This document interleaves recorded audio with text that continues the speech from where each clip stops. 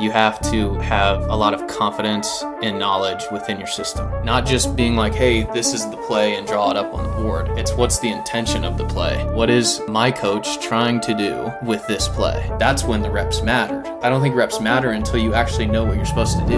Welcome to Athlete Country Club, the podcast built for parents, athletes, and competitors chasing the next level. I'm your host, Marcus McMarion, former Division I quarterback, now founder of Athlete Country Club. I started this show because, like many of you, I had to learn the recruiting process the hard way, traveling up and down the state, spending thousands trying to figure out what actually works. Each week, we break it down through two powerful segments. First, Coach Talk. This is where we sit down with college coaches, director of player personnel, recruiters to uncover exactly what they look for when offering scholarships. No fluff, just the truth from people making the decisions. Second, Athlete CEO. Here we go beyond the field, into habits, training, and mindset that build elite performance and long-term success.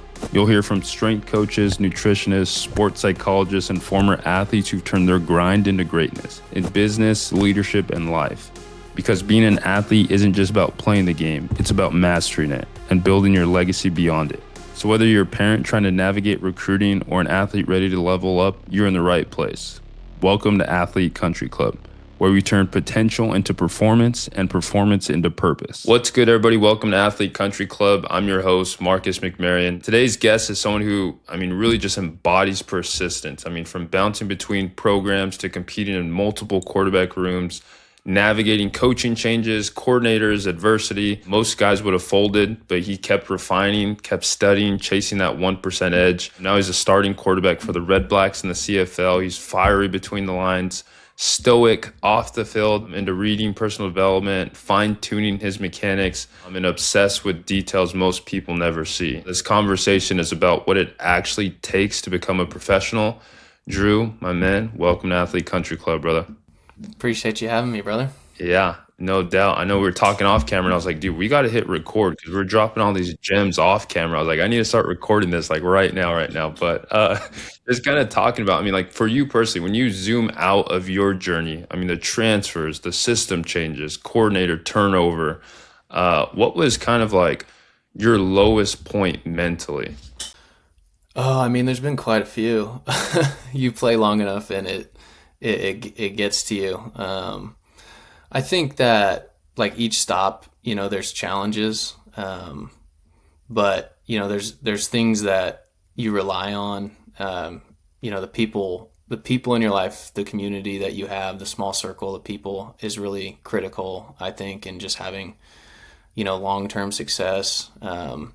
And that guidance is really important. And ultimately just like continuing to do the work, not based on results or your circumstances. I think that, especially early on in my career, like as a high school kid who was unrecruited, basically, I just bought into the process in which at the time I felt was the best, and I was improving, and I knew I was improving, although it wasn't maybe like I wasn't reaping kind of the rewards of it. And lucky enough, I had two great parents that kind of embodied that, and was able to kind of send that message to me as their child. But also they showed me that on a daily basis, so it was, hey, you do this because this is who you are, and you will come out the other side of it. But, you're not gonna see results tomorrow. You'll see results, possibly years down the line. Yeah, and I felt like it was important to start there just because it's obviously easy to kind of pick at the Instagram highlights and kind of the success. But I feel like for me, even just looking over my career, it's like you do learn stuff when you're winning and successful. It's like either you're in a season of adversity or a season of prosperity. It's always kind of like one or the other. It's like a very few times in your life where you like right in the middle where you're like, no, it's not good, it's not bad, I'm kind of just coasting. Like that does happen, but usually it's one or the other. But for you right now, just kind of in your experience, obviously going from junior college, Hawaii, Oklahoma to then professional, what would you tell the quarterback right now who feels like he's overlooked? I would just say that sometimes you just keep going. It's not this elaborate plan. you just continue to stack days. And it's cliche, but it's the truth. Because if you sit there and, evaluate where you're at every single day, then there's going to be no consistency in your life. And I think that, you look at everybody that's been great, and you ask, someone close to them, what makes them special? They might talk about other things, but consistency is going to be up there. And that's day in and day out. And, for like from my experience, being overlooked, it just was like, hey, eventually I'm going to get an opportunity and I'm going to have saved all of these, hours, days, years of preparation, and I'm going to take off. And that's essentially what happened to an extent. Yeah, no, and it's just the whole like it's funny. I tell that to people too. I feel like I always relate that to when I got to college. I was like real skinny, kind of long and thin figure. Like, oh, I'm gonna gain all this weight when I get to college, and I kind of get to college. I'm like, dude, they're gonna tell me like this, like they're gonna give me a pill or like some magic thing to eat, and I'm gonna gain weight. And I remember sitting there with the nutritionist and the dietitian talking to him like, all right, like I got to get to like 215. Like, what do I do? They're like, you need to eat every day. And I'm like, what? Like, you need to That's eat more it. food every day. And I was like, huh, okay. So it's like, I think everyone's kind of looking for that like far fetched, like, oh, this drop of information is going to absolutely change my life. And I feel like a lot of the stuff is just everything you hear is just a reprocess or regurgitated in some way, shape, or form. It's probably been said already, you probably heard already, but maybe it just didn't fully resonate with you. And I think just that's like a good transition for us to where it's, I think from the outside, like a high school quarterback might think like I'm working just as hard as a pro. But I feel like the difference, it's not always the hours worked, it's the efficiency. Like you as a professional, you're squeezing and maximizing like value from every single rep. And like for you, I mean, just in high school, you might work just as many hours as a professional, but the professional is drastically more efficient. Like what were some activities you used to value that felt like hard work, but weren't the most efficient use of your time? It's a good question. I would say throwing, and I'll kind of dive deeper into that. When I talked about like people in your community, you have to seek out good people. Whether that's your high school coaches or your parents, vetting people that are going to influence you. I think that I was a better thrower of the football when I was in middle school than I was in high school, um, because of, you know, there were certain things being taught at the time that um, basically was the opposite of what I did naturally. So like when I threw in high school, I essentially was gaining a ton of reps of not doing something the right way. Um, and, as I've gotten older, I've been able to kind of just relentlessly seek information from anybody. I would ask anybody, and I wasn't afraid of rejection. I would DM someone that was across the country or whatever it was, but I just wanted to get better at throwing. And I think like as a high school kid, I threw a ton, but I wasn't throwing properly. It didn't feel good. I didn't have the sensation that, I now do, of how to throw it properly. And I think that in high school, it's like, can I use information from people that I trust to then also get coached properly? And that's when you can start like really stacking and improving, because you can get really good at doing something improperly, but eventually you're going to kind of hit a wall. And that's what I did. Like I was never an elite thrower by any means in high school or in college. Um, there were other aspects of me that kind of helped me overcome that. But, as I look back, if I were to look at a high school kid, I would tell them, hey, like, we need to get you someone that really is educated, and can also speak life into you, and that will ultimately lead for like your maximum level of development in that area of your life. Yeah.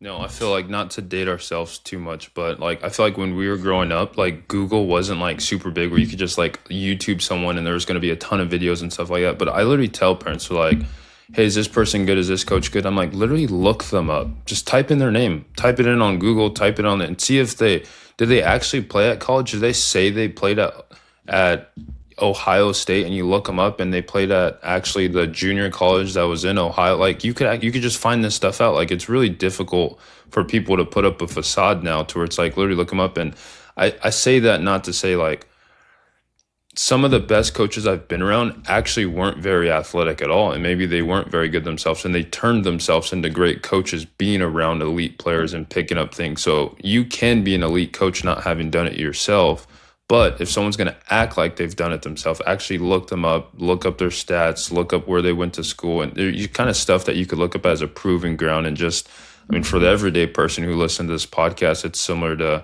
if you're going to go want to get in really good shape, you're probably not going to hire a personal trainer who's 300 pounds and is eating donuts in front of you. It's like, no, you're probably going to find someone who's in shape because they're doing actively what you want to do. And I think same goes for baseball, football, softball, and kind of all sports across that. And I mean, just like you too, I mean, just talking specifically to the drill, it's interesting you say you felt like you were a more efficient thrower when you were younger than you were in high school.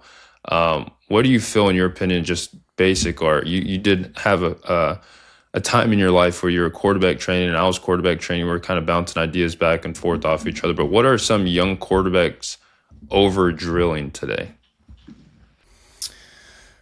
Oh man, I think that has the game right now is semi butchered, with everyone wanting to do stuff that's sexy. And I agree. Like I enjoy doing that kind of stuff, and there's a place for it. Um, but it's like nutrients. You know, there's a place for carbs, there's a place for fats, a place for proteins. If all you're working on is the sexy, you're not going to be able to play the game on time. And if you look at the best, even right now, 99% of them play on time. And then there's 10%, 5% of the game that you have to create, whether it's a scramble drill or extending the play or whatever. But if you want to play, especially in high school, you better be obedient and you better be able to throw the ball on time and know where to go with the football on time and be able to communicate to your receivers what on time means. And if you can't do that, your coach isn't going to trust you. Then you're not going to get to play, and then you won't get to go do what you want to do. If that's college ball, it's college ball. If it's the NFL, it's the NFL, whatever, But it starts, there's a level of obedience that you have to obtain as a quarterback, as a young quarterback. And if you come in there and all you can do is throw when you're moving around, that's going to be a problem. Within every team is going to have a system, and the guys that are going to play are going to be the ones that can, at that level be kind of an extension of the coordinator or the coach who's calling plays. Yeah, what's funny is I always tell parents too, and just me thinking back, obviously hindsight's 2020, but looking back on my high school, I'm like, okay, well, why was I successful as a quarterback in high school? And I thought back, it's like because on 3rd and 9, I knew, and again, if you don't know quarterback, this might go over your head a little bit. I knew they were going to run 3rd and long in high school. They're going to run press bell cover 3, and I had 2 receivers that I could throw a 10-yard out to with my eyes closed on time every single time. And we're going to move the chains like 3rd and long. We didn't care. We're just going to run a 10-yard out.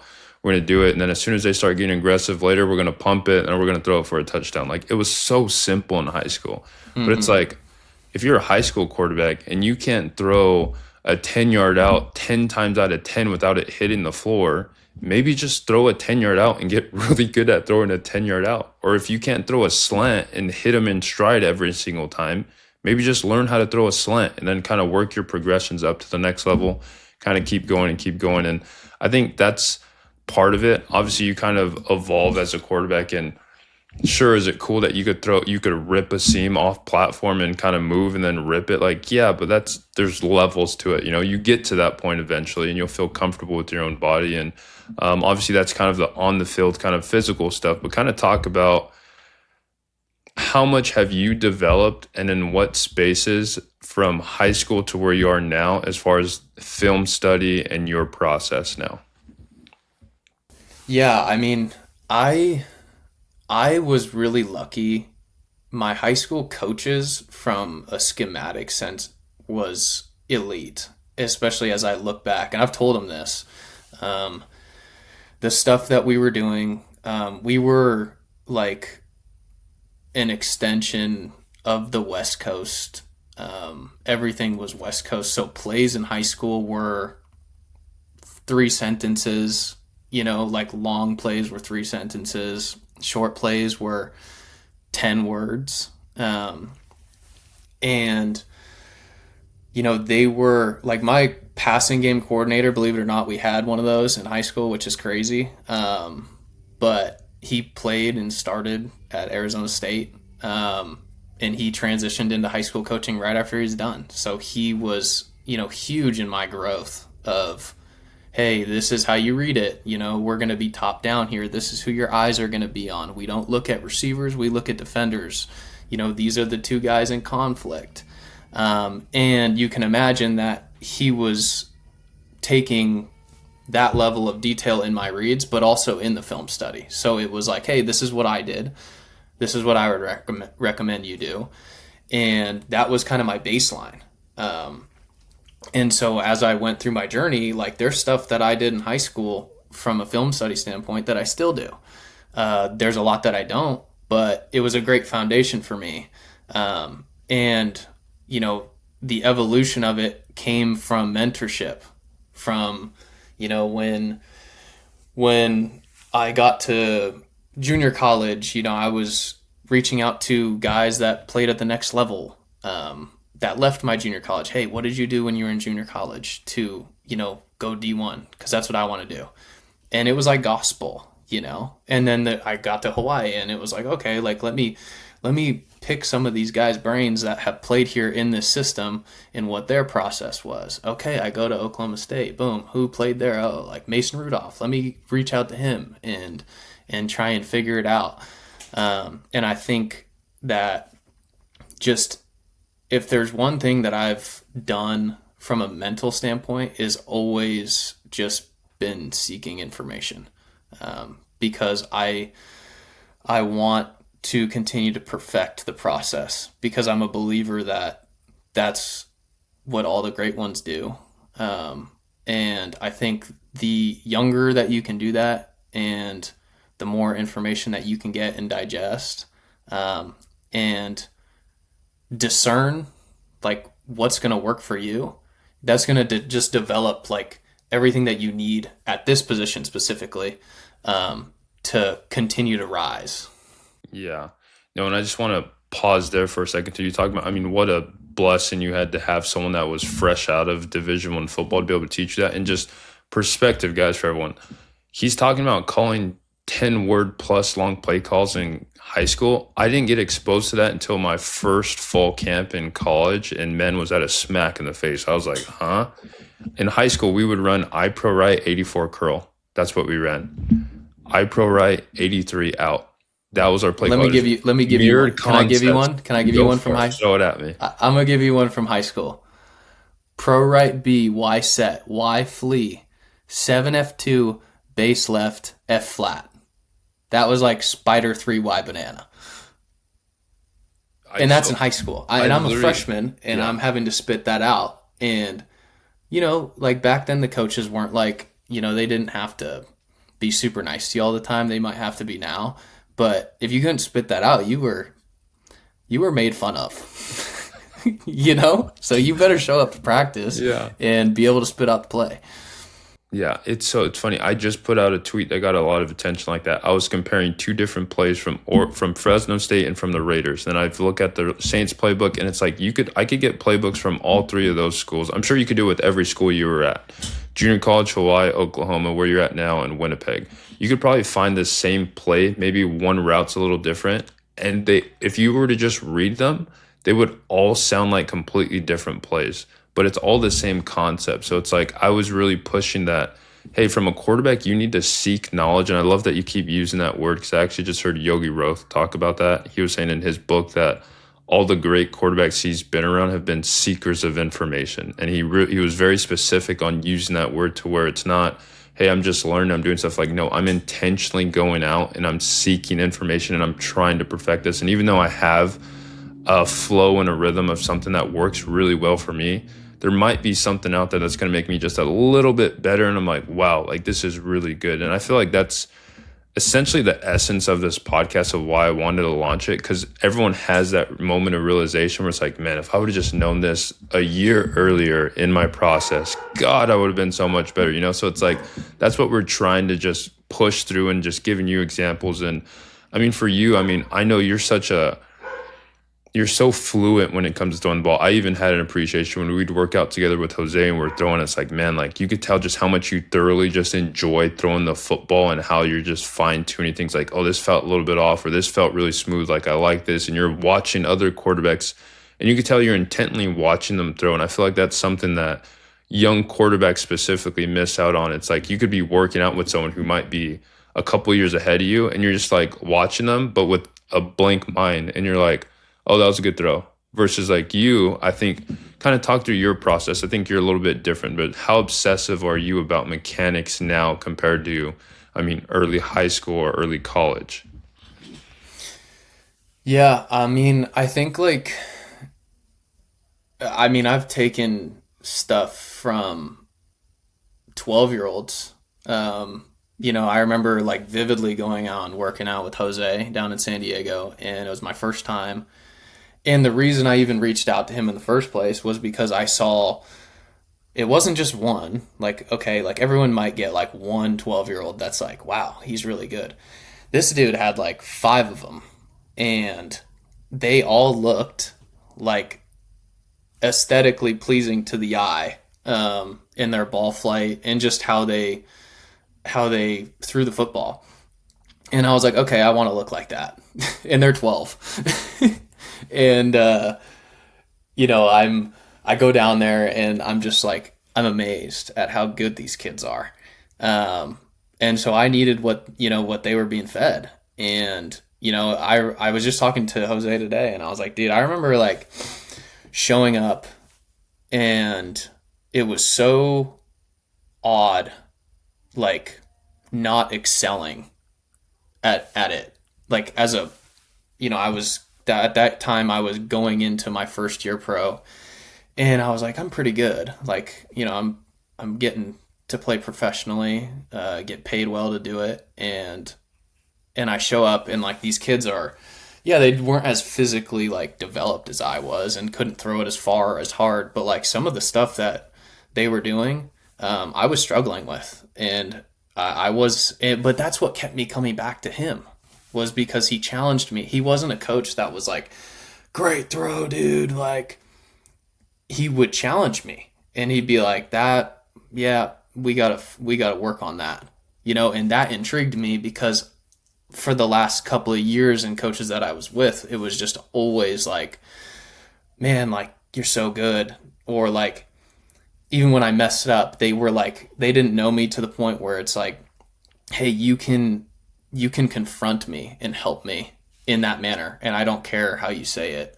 I think that's why, first time I threw with Jose was 2020 and I've worked with him every offseason since. And to me, like when I talk about community and mentors, like that's a guy that has like had a huge impact on my life and, like my livelihood, because I have improved throwing the ball so drastically in the last 5 years, directly because of him. And he's also a guy that just like he's always trying to learn just like me. So it's not like, hey, this is my equation and if you follow it, you're going to be a good thrower. He's like, no, like there's a preference to everybody and everyone's body's different. So we're going to kind of work through this thing together, and it's a lot of back and forth. That was a tangent. I don't even know what you asked me. No, that's perfect, bro. That's exactly what we're looking for. And I think it's so important for people to pause and kind of understand what you said too. I think something that's easy to skip over is once you kind of reach a certain status of a level of status, like you are a professional athlete coming to train. I've experienced that when I was at Fresno State of a quarterback trainer reaching out to me to throw with him. And I was like, you know what? Like, I've seen you do stuff. I'll go work out with you. And literally pull his phone out and ask me what I wanted to do for that day and just recorded every single rep and didn't say a word. Didn't say a word the entire, didn't correct me. Didn't do, oh, what do you want to do next? What do you want to do? Oh, what do you want to do? Oh, that's cool. Good job, bro. Good. Just like, that's not what I'm looking for. And I think people who are seeking greatness and chasing that 1%, like I want someone to coach me. I want someone to tell me, hey, you could do this a little bit better. And obviously it takes a certain individual to have confidence not only in themselves and their knowledge of coaching to be able to portray that onto you. And I think that's what obviously me and you both know how eager and intently Jose chases becoming 1% better as a coach to help players. And it's so cool. I always tell him, I give him the utmost respect because he's not just like preaching it. You could put a ball in his hand and the dude will spin it, bro. And I'm like, okay, bro, like respect for you being able to do that. You know, it's like he could rip it to himself. And kind of just talking to like youth and like high school. I've gone back to a couple like high school tournaments and everything. I don't know about if you've gone, it's slow motion, bro. Like when I'm watching a 7-on-7, I'm like, oh my gosh, the post is open. You know, it's like slow motion. But when I first hit varsity, I mean, like the game felt fast. And then in college, I mean, it speeds up again. And then professionally, even more. Like, how does a quarterback get the game to slow down? I think you need to have baseline. You have to understand what you're trying to execute, your system.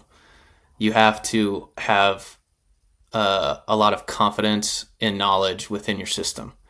And within that is like, it's not just like, hey, what is my read? It's what's the footwork that times up with this? Who am I putting in conflict? Not just being like, hey, this is the play and draw it up on the board. It's what's the intention of the play? What is my coach trying to do with this play? And if you don't know, ask. What are we trying to accomplish with this play? Be vulnerable.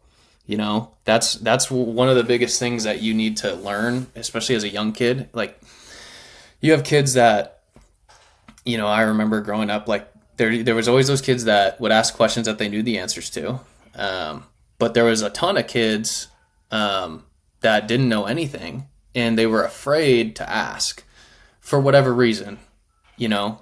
And I think that, like, being vulnerable with your coach is going to kind of set the standard for everyone else is probably wondering the same thing, you know, especially in high school. You don't know anything and you shouldn't be punished for what you don't know. You know, that's why you're there, is to learn.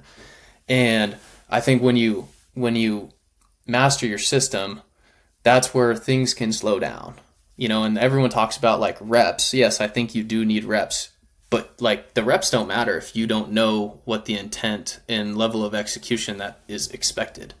And I think that's where, you know, you get things slowing down. Like I remember in high school, I would play in the JV games. Our JV practice was before the varsity practice. So I would go be the starter for the JV, and then I would practice with the varsity after my practice. And once I was able to understand the system, and then I would go to varsity and it would be like, yeah, guys are bigger, faster, stronger, but like it's the same concepts. It's the same guy that I'm putting in conflict. It's the same read. It's the same footwork. And eventually that's when the reps mattered. That's when it like actually was like came to fruition. It was like, okay, now I'm getting used to this speed.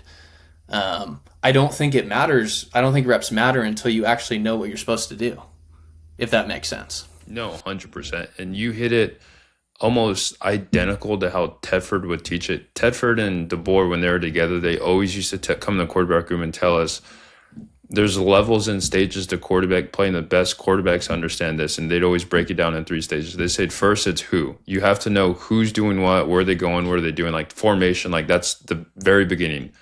Who, it would be who, what, and why. And what would be what are they actually doing? Like what's their intent of the play? How are they running the route? Are we wanting them to inside release? Are we wanting them outside release? Are we wanting them to get there quick? Are we wanting them to get there slow? And then they say the best quarterbacks understand not only the who, everyone's lining up, but two is the what, and then how they're actually doing it. But then third, he's like the best quarterbacks understand the why. Why are we calling this from a schematical standpoint? Just like you said, I mean, tomato, some people will call it an apex player, an overhang, whatever you want to call it, but it's the player in conflict. Like, what are we actually trying to attack? And I feel like that's when I made exponential leaps my senior year, because I'm not even gonna lie, I don't know if I've ever publicly said this. There was times my junior year, I got there 2 weeks before fall camp ended. I was learning the offense as quickly as I can. I ended up starting after game 4, after Washington, but there were still play calls that they called, and they'd call it, and I knew the play, and I'd walk up and like, damn, I think the X has a post, but I'm not 100% sure. So it's like if you're at that point as a quarterback, like you do not deserve to be on the field one. But it's like you have to know yourself, what you guys are doing on your side. And then obviously once you could kind of know everything that's happening on your side, then you start bringing the defense into play. And that's when you kind of make that next level and kind of grow and kind of transition there. And I mean, just transition a little bit to like just the quarterback competition and I mean, playing free. I mean, like for me at Oregon State, I mean, I didn't always feel fully in control. I mean, like early on in my career, I was always felt like I was looking over my shoulder. Like if I threw an incompletion, I was kind of looking at the sideline like, oh man, I'm about to get yanked or I'm about to get pulled because we were in a quarterback competition at the time. But for you, I mean, just being through multiple quarterback competitions, I mean, what do you feel like that revealed about yourself? Oh man, like I remember those days, and how I attacked it, or I guess what took up a lot of my mental capacity that no longer like lives in me. Um, it is really hard when you're competing to not look at the other guy and compare. And I think everyone would say that. I think people also will tell you like they don't wish bad on their competition. I think that's a lie. I think you do because you want to play. Was that the right way? No, absolutely not. But I was, 19, 20 years old, and we just spoke about like our kind of adolescence and in our journeys to get where we were. Like there's a lot of time, and I wanted to go play. And guys were that I was competing with, like I have no issue saying that I did. I wanted them to play bad because I wanted to play better. Looking back on it, I wish I wouldn't have paid. Yeah. Yeah, like looking back, I wish I just didn't even care. I didn't pay attention to it because you're not going to play your best when you're focused on something else. I think the best way to play the position is to be fully immersed in what your job is. And your job is just like what we talked about like a second ago. And if you're fully vested in that and your process, and I'm talking not just your, weekly, daily process, but like, what is my process right now in this moment? I'm walking to the line of scrimmage. What is my process? That's where you don't have time to think about anyone else. And I think that's when you play your best football, is when you're present and you're so dialed into what you're supposed to be looking at and what you're supposed to be doing in that moment. That's something I learned later on as I reflected back.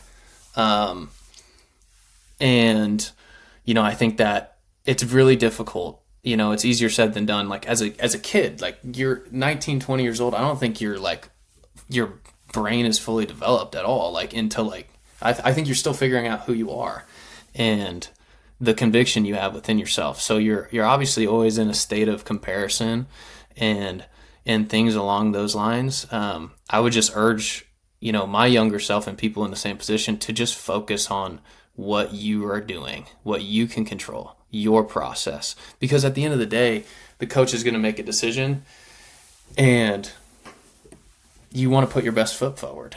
And I also will say this, it is also the coach's responsibility to create a healthy, competitive environment. And I think that I've been a part of good ones, where everyone was close and, we had love for one another. And then there were some that was really toxic. And, ultimately as a coach, like I think as a coach, you're an extension of the parents, really. And you hold the power of that environment and the standard of that environment. And that can really kind of uplift the room or do the exact opposite. And people don't realize how important a quarterback room is. If that quarterback room is fluid and everyone's close, they spend the most time out of everybody in the building. That's going to bleed into the whole team, the whole operation. And I do think that that's a really big point. I think players can do a lot to win. I think coaches do just as much, even though they're not on the field. I don't buy the whole, hey, the players are the ones playing. A good coach, a player will tell you, makes a huge difference. Yeah. No, 100%. And kind of talk to that too, because there's football, there's X and O's, there's schematics, there's all this stuff that goes, but there is the just blatant, just human connection. Because again, I've been a part of some rooms where you could tell, like, all right, maybe the receiver coach I'm not his favorite quarterback, and I know I'm not his favorite quarterback. He wants other guys starting, but the quarterback coach is on my side. The head coach is kind of like a toss-up. You can't really tell who he likes, so like it does make an awkward environment at times for things like that. And kind of talk to, just like, how difficult is it for a quarterback when that trust isn't fully there? Yeah, I think it goes back to what you said. Like, you're constantly looking over your shoulder, and you're not going to play your best that way. I think it's a two-way street. I think that as a quarterback, I would think most coaches would be like, hey, I want the guy to play that his teammates play hard for him. He believes in them, and he gets the most out of them. But I also need someone that's obedient and knows the system and is going to go to the right place with the ball and has the physical ability to do that. That's where, like, that trust is kind of a two-way street. You might be the most physically gifted, but we have no idea. As a coach, you have no idea what he's going to do. You know what I mean? When he gets out there. But also, on the flip side, as a coach, like, you have a job too to earn that trust. So it's kind of this balance, and I think that's why it's such a difficult game. And that's where you see teams, programs, organizations struggle, is when there's this huge lack of trust between players and coaches. The best ones, like, I listen to a lot of the Fitzgerald and Whitmore, I think his name is, Fitz and Witt. So the offensive lineman Whitmore played for LA for a while with McVay. And the stories that he tells, I'm just like, man, like, McVay just seems like he is so on it. Like, not just like everyone talks about, like, him, like, schematically, and like we've all seen it, it's great. But like his connection and his ability to communicate not only his intention with the scheme, but also his intent, like, as a human being and how he wants to get the best out of you. Like, that's the standard, man. Like, as a coach, like, that shit makes me want to coach. You know what I mean? Because, like, that's essentially what you do as a quarterback with your teammates, is you get the best out of them. Like, you speak to them, you speak life into them. You know what they're good and not good at, but we're not going to put you in a position to, fail. And I think that's super important. And going back to the original question, like, the trust is everything. If you go out there and you don't trust your coach and your coach doesn't trust you, you're not going to have much success. Yeah, no. And It's interesting too. I was always thinking like after, I mean, just for you being in multiple quarterback rooms, I mean, like what commonalities do you see in the successful quarterback that ultimately emerges as a starter, even though kind of prefacing that with their personalities in quarterback rooms are always so different. You get so many different personalities and there's really not a right type of personality. But like what commonalities do you see in successful quarterbacks? I mean, I think just extremely competitive and confident people. And that comes off, like you said, different different personalities. Like I've been around guys that are like super reserved, work their tail off. I should probably throw that in there. Like they all work and invest That's a a lot of time. prerequisite. Yeah. Yeah, Yeah. like you're probably not even like in this Yeah. conversation if you don't Yeah. do that. Um, but I've seen guys that are very to themselves and very kind of reserved, um, but they're super confident. They're super confident in their ability. And then I've seen guys that are super outgoing and loud. Um, and one would think like, oh, the guy that's loud is, the most confident. But I typically find now I've seen good ones that are loud and outgoing, but the majority of bad ones I saw were very loud. You know what I mean? So a lot of guys, there's this balance of like something that I've kind of tried to figure out as, I consider myself like a very reserved person off the field. And that's where I'm comfortable. But I had to learn that, hey, if I need to communicate something that needs to get done, I need to communicate it in a fashion that is it depends on the human being that I'm speaking with. I'm gonna know whether this guy can be basically corrected in the moment with loud volume and possibly uh, choice words, or this guy I can't do that in front of people, or he'll shut down. So I'm gonna pull him to the side later, and that just comes from like talking to him, building a relationship. That stuff takes time. Um, that's why like I'm always super interested in like talking to people about how they are when they first get someplace.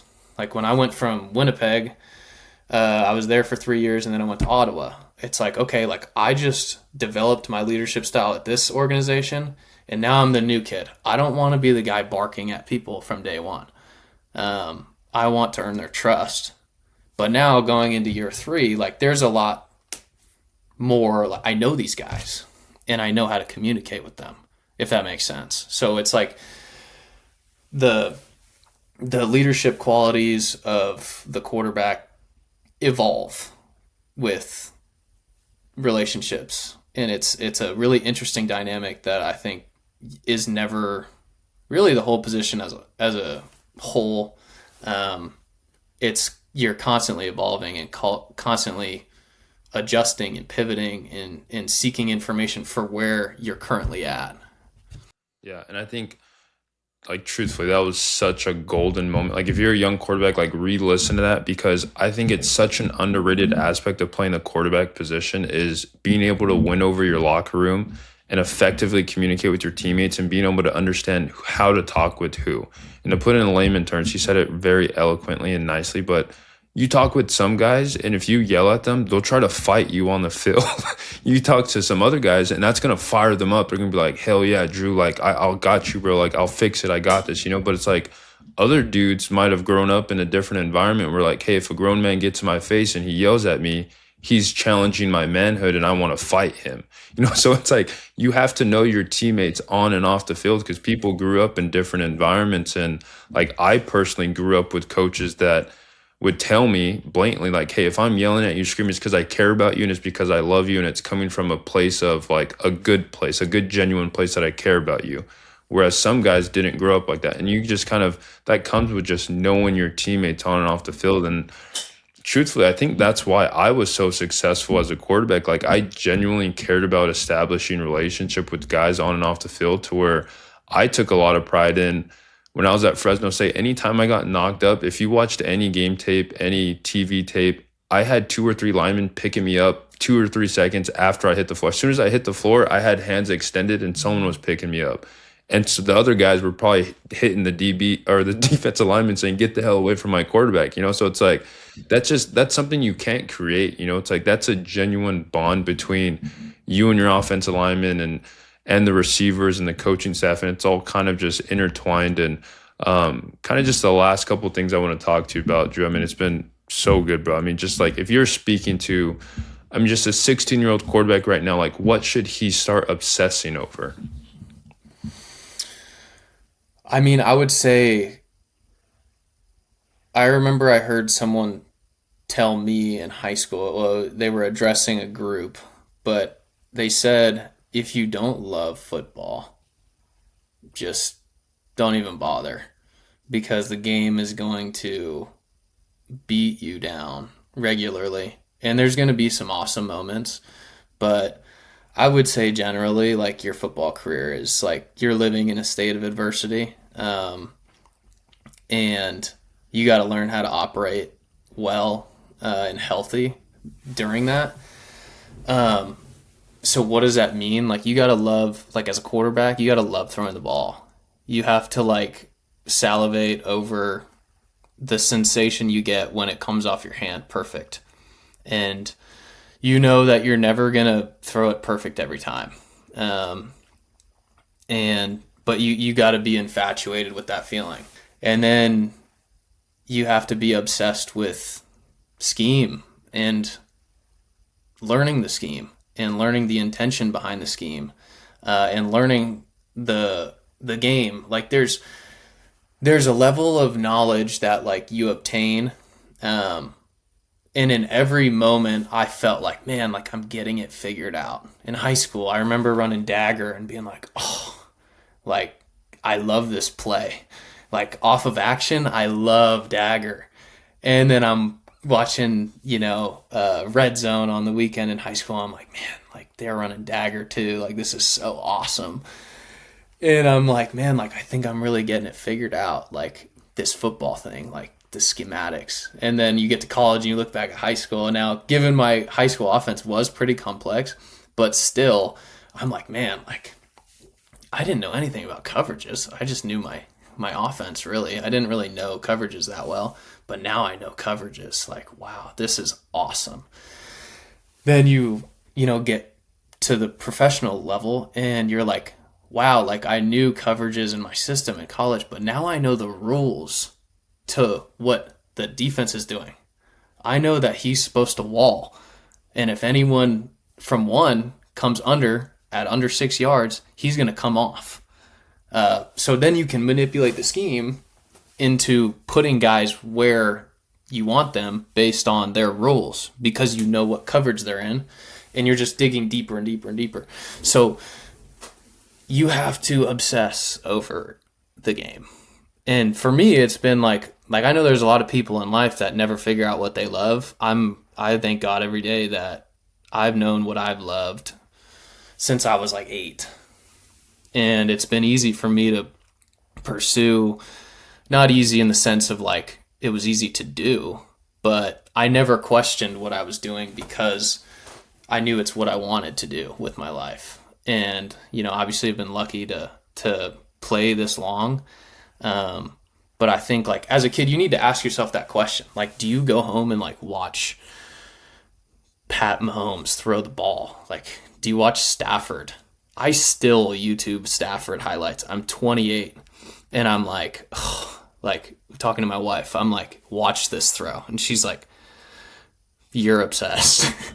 And it's I like, watch RG3 highlights before every game, bro. When he was in his Heisman campaign at Baylor, like, bro, fire me up, bro. We're about to go drop some dimes. I feel like right that now. was like such a, like our high school and college was such a special time, because like I remember, like, YouTube was like a thing, obviously, for our whole life. We're not that old, but like the amount of content, like, like there was no TikTok and these like short. It was like, man, like, did you see that 7.5 minute highlight tape that just dropped for Aaron Rodgers, like with that Yeah. music, like Everyone in the country that? watched Cody Paul. There wasn't that many Cody Pauls in Yes, the world, you know. dude, I would be like in class. Not that you should be doing this in class, but I'd be like watching Tavon Austin highlights and like Geno Smith, like Stedman Bailey, like all these guys that like like I remember like my buddy and I were just obsessed with West Virginia because like they just had like it was Geno Smith, Stedman Bailey, and Tavon Austin, and we were just like, dude, a new highlight tape just dropped. Like, let's watch it in biology class. Yeah. No, it's So you funny gotta though. love it. You gotta No, you really have love to. it. And I feel like I very intently, when I asked you that question, I used the word obsessed because I feel like it has a negative connotation to it a lot of times. But it's like, I feel like parents and athletes and coaches that are listening, like, you don't have a chance in the competition when you're competing with someone who like they think about it when they wake up, they think about it when they go to sleep. Like, good in your opinion, if that's good or bad, it just is what it is. You're competing against people that are genuinely obsessed about it, thinking about it 24/7. Like, you don't have a chance in that competition, so you need to elevate your own game and kind of get to that point. And I know I just heard a Herm Edwards clip where he was talking about football is one of the only sports, well, there's a lot of other sports, but one of the sports that you practice way more than you play. I mean, you're going to have winter workouts, then you're going to do spring ball, then you're going to have summer, then you're going to do fall camp, and then you get 12 opportunities to play a game.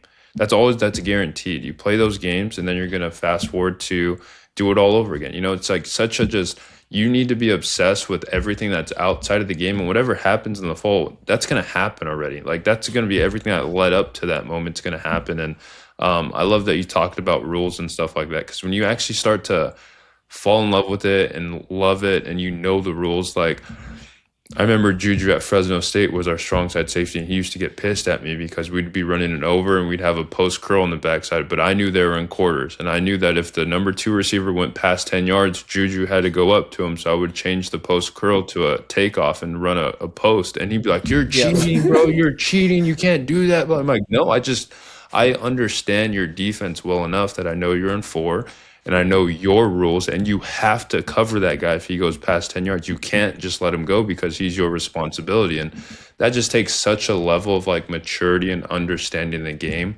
to kind of get to that point. But it's one of those like aha moments like that to me, like as a quarterback, I'm like, dude, that feels so good. Like, that's going to warm my heart up for like the next period, you know, like let's Yeah. go to the next period. Well, So and that gives you conviction. Like everything in the quarterback position is about belief and confidence, and like how difficult. Like an example would be like in college, you would usually see what you saw is what you got. You know, hey, this is a one high team. They play one high man. They play one high zone. On 3rd and long, you know, it'll look different. They'll bring in dime and they might play 2-man and spy you or whatever. But like when you could probably count on 2 hands how many times like they showed you a certain shell and they spun it, and you had to adjust within the span of like 2.5 seconds if you have good protection. And like now professionally, like especially in our game in the CFL where there's all this movement, like you're reacting when you get the ball in your hands and you're having to see rotation like within your drop. That becomes a little more challenging than like having, you know, the whole play clock to like be like, it's one high zone or one high man. Let me just key this guy on the radical release or whatever, and I can figure it out like that. So it's like when you understand the game and the rules of the defense, that's going to give you conviction and confidence to anticipate, throw the ball on time, and get the ball out where it needs to get to. And that's your job. You know what I'm saying? So I think like in a nutshell, that just like, that's everything. You know, you're talking about like, hey, I know it's quarters and I know his rule that if it's, you know, past 8 to 10 yards and this guy, he's going to attach to him. So I'm going to change it to a post. Like, that's like, you know, what better feeling than just absolutely knowing what they're doing and being able to drop back and basically you don't even have to look at anybody because you know exactly what they're in. You know what I mean? So it's like that to me goes into the like that feeling you get, like that's that's the unscratchable itch that you have to have as a kid, and you have to continue to just like seek that feeling, No you doubt. know? And I would kind of add context to that, words to the wise to the young quarterback listening to this. If you change that backside post, you better be 100% right. If you're going to skip your front side read and skip all the way to the backside post, you better be 100% sure that that's the coverage Yeah. read. Because I have done that once or twice where it backfired on me, and it looked like it was quarters and it didn't end up being quarters, and everything on the front side's wide open. And you have to be able to have conviction in yourself, like, hey, this is what I thought, and you have to explain to your coach, this is why I did that, you know? Whereas freshman, sophomore Marcus, I feel like in college, I didn't necessarily have that confidence or conviction. Be like, why'd you go here? And I kind of just be quiet and kind of curl into a ball, be like, dang, I don't really know. That's where I wanted to throw the ball, so I threw it, you know? Versus junior, Yeah. senior year, you're kind of like, no, this is what I saw. This is the leverage he had. This is the route. I knew we were attacking here. I knew, like, you could kind of have responses, and not that you're just always defending yourself. You're just always, you're like, you could talk through and have a conversation about football. And I feel like that's such a, You're being just vulnerable yeah, you're with the being coach. vulnerable. Exactly. And I think that goes back to building that trust. Like, okay, the coach knows, like, he's not full of BS. Like, he's not BSing me right now. He's actually, like, had a genuine thought. He felt convicted about it, and he was confident in that decision, and he kind of ran with that. So I think young quarterbacks, I mean, ask your coaches as many questions as you can, and just, like, be a seeker of information. I think that's the big thing too. And I think two final questions I have for you, brother. For you, what would you say? What's more important early in a career? As far as going from making the jump from high school to college, I'm trying to get recruited. What's more important early, arm talent or processing? I mean, I don't even think it's a question for me. I don't think it's what's looked at, unfortunately. I think process is 1,000 times more important. There's going to be Hall of Famers in the NFL that were elite processors, but not great throwers. There's not going to be any Hall of Famers that had the strongest arm but couldn't process. The game, there's like three facets of the game for me in what I think about. I think like a quarter of it, you know, however you want to break it up, like there's throwing the ball, there's knowing your system and defensive identification, and then there's self-confidence and belief in yourself. And that's like your how you're wired in your brain and how you feel about yourself and how competitive you are and stuff. You need all three, you know, and the least important of those is throwing the ball. You know what I mean?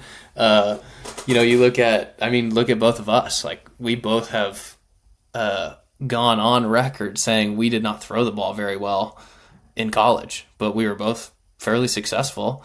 But it's like, to me, I would much rather have someone that can process information, can take it, can ask good questions, can be super convicted in what we're doing, and go and execute, and be able to have the confidence and belief in what we're doing, so then he speaks it into the team.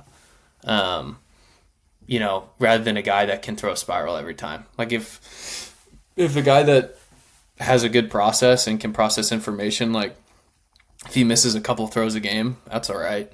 You know, if he can't throw certain routes, that's fine with me. I don't need to, because I can do things with that guy or that kid that you couldn't do in a million years with a guy that can't process information.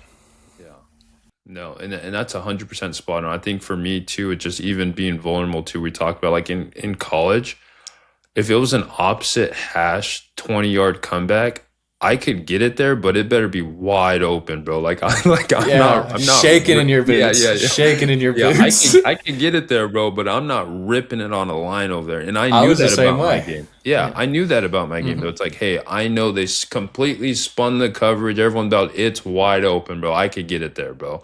So it's like stuff versus you get some quarterbacks, like, they salivate over, so, oh, I'm about to rip this 20-yard thing from the opposite hash. And I've had quarterbacks in my quarterback room like that. I'm like, dude, I can't do that, bro. I know I can't. Like, that's fine, but I'm really good at a lot of other things. And this is my process and this is what I'm good at. So I think it's very important to be, just like you said, being self-aware of your own abilities. And I always relate Mm-hmm. back to just knowing like there's always going to be someone that could outrun your arm. And if you haven't experienced it in high school, I promise you'll experience it in college. There was a guy, Victor Bolden. It was supposed to be a long rhythmic three with the hitch to throw a goal ball. I took a quick three with a baby barely hitch, and I threw it as far as I could throw it. So it's like you get guys like that, but it's like then you get other guys Yep. who are long frames, and you could throw it in rhythm and on time. And it's just knowing yourself. I mean, just kind of, they always say KYP, like know your personnel in college, and say that in the league too. But I mean, just for you, I mean, just the final question, bro. I always like to kind of end it this way. I mean, like if everything from the podcast got erased, I mean, I forgot to hit record for whatever reason, and these were like the only words you'd be remembered by. What are your final 2 to 3 truths about becoming a successful athlete? I would say surround yourself with really good people. Um, Not only people that can provide you information, but people that believe in you and love you, regardless of the results of the game or the results of a career. I think that's very important, and I think also what you do every day needs to be like under a magnifying glass. That you need to be doing something every day to improve, and that kind of love for what you're trying to pursue is going to fuel that. It's not going to be, you watched a video and now all of a sudden, like, no, it's got to be like within you. It goes back to like, do you love it? Um, because I love football with every ounce of my being, and that's what's given me like for me, I feel like the everlasting fuel to continue to pursue it. When I don't feel that anymore, I will be done. You know what I'm saying? Like it's it's so critical that you dive into your process, and continue to keep going if it is truly what you want to do and what you love. Because at a certain point, like my dad always used to tell me, like it's like depositing money to the bank. Like you're not gonna pull it. You're not just gonna like get it and spend it. Sometimes you're gonna put it in that bank account, and then when you need it, you can pull it out. And to me, that always like resonated with me because of all the work that went into preparing myself for just different opportunities, and then ultimately being able to go out there and do it and have the confidence to do it. It was all because of just the amount of time and effort, and all the good information that I soaked up and kind of put into my process. Yeah. No, that's a perfect way to kind of summarize everything we talked about. And Drew, I mean, I value our friendship, bro. I love watching your story and watching your family grow from a distance. I know we're going to have to get together soon eventually. We'll make Have something to. happen. But brother, I definitely appreciate it. I think this episode is kind of just the definition of, I mean, just resilience, kind of efficiency, attention to detail, trust, leadership without ego.